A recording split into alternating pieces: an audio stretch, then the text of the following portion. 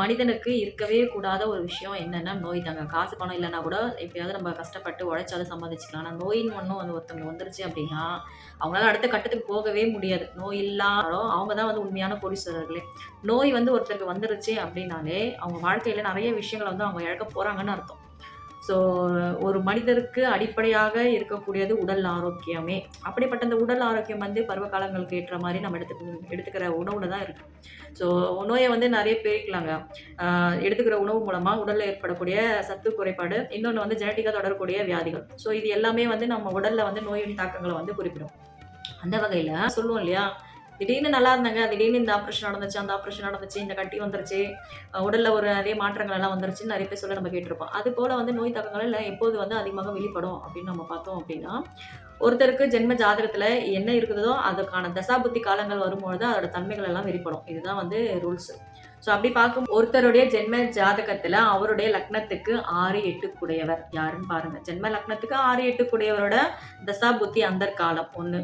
அதே மாரி ஜென்ம லக்னத்துக்கு 6, 8ல வந்து ஒரு கிரகம் இருக்கு. அந்த கிரகம் ஒரு நட்சத்திரத்த சாரத்துல இருக்குன்னா, அந்த நட்சத்திரத்தோட தசாபுத்தி அந்தர் காலம் நடக்கக்கூடிய ஒரு காலகட்டம்.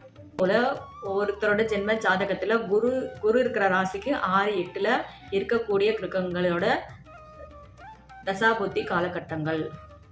அதேபோல லக்னத்துக்கு 6, 8 கூடிய தசாபுத்தி காலங்கள். சனியும் கோச்சாரத்துல ஒன்றிணையக்கூடிய காலங்கள். ஸோ ஒருத்தர் ஜென்ம ஜாதகத்துல குருவும் சனியும் இருக்கு அப்படின்னாலே, அதே போல கோச்சாரத்திலயும் குருவும் சனியும் வந்து சேருதுனாலே, அதோடைய தசாபுத்தி காலங்கள்லயும் அந்த ஜாதகருக்கு உடல் ரீதியான துன்பங்கள் ஏற்படுவதற்கான வாய்ப்புகள் ரொம்ப அதிகம். லக்னமா இருக்கணும், இல்ல லக்னாதிபதி நின்ற ராசியாக இருக்க வேண்டும். அந்த ராசிக்கு திரிகோண ஸ்தானங்கள்ல வந்து ராகு கோச்சாரத்துல கடக்கக்கூடிய காலகட்டங்கள் அந்த ஜாதகருக்கு உடல் ரீதியான உபாதைகள் அதிகம் ஏற்படுவதற்கான வாய்ப்புகள் உண்டு. ஸோ நம்ம ஜென்ம ஜாதகத்துல என்ன இருக்கோ, அது வந்து அந்த அந்த தசாபுத்தி காலங்கள் வரும்போது வெளிப்படும். ஸோ மேஜரா வந்து இந்த காலகட்டங்கள் எல்லாம் நோயின் தாக்கங்கள் ஒரு மனிதனுக்கு இயல்பா வரக்கூடிய காலகட்டங்களாக இருக்கும். ஸோ எல்லா நோய்க்கும் வந்து ஒரு தீர்வு இருக்குன்னா, நம்ம எடுத்துக்கிற உணவு தாங்க.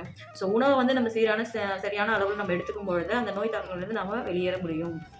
ஸோ ஆயிரமா வந்து மருத்துவ செலவுக்கும், மாத்திரைக்கும் செலவு பண்றத வந்து எடுத்துக்கக்கூடிய உணவு மூலமாவே நல்ல ஆரோக்கியமான ஒரு சத்தான உணவு உட்கொள்ளும் பொழுது, நாம அதுக்கான செலவுல இருந்து நம்ம வெளியே வரலாம். நம்மளோட உடலும் வந்து ஆரோக்கியப்படும். ஸோ பழங்கள் எல்லாம் இது போன்ற அமைப்புகள் எல்லாம் இது போல காலங்கள் வரும்போது வெளிப்படுறது வந்து இயல்பான ஒரு விஷயம். உங்க ஜென்ம ஜாதகத்துல இது போல அமைப்புகள் இருக்கான்றத நீங்க செக் பண்ணிக்கலாம். நன்றி, வணக்கம், வாழ்க நலம். ஓம் சிவாய நம.